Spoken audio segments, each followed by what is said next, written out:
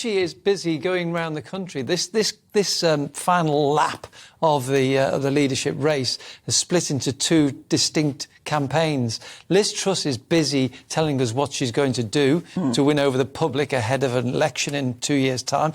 Also trying to get MPs on side with her, because don't forget, Rishi Sunak was more popular among the parliamentary party than Liz Truss. So that's why you're seeing those last-minute defections.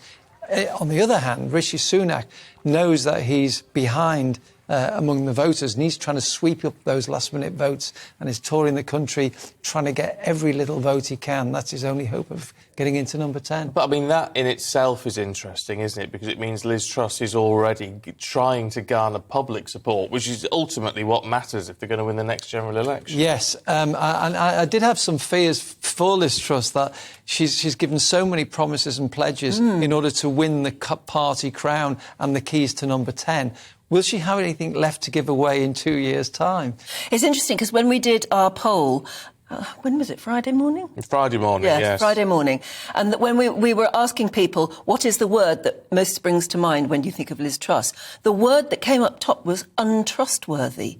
And you can only presume that's because she appears to have flip-flopped and changed her mind about things. So perhaps it isn't all sewn up. Well, that was a thing which some of the MPs who didn't back Liz Truss were saying to me in the earlier months.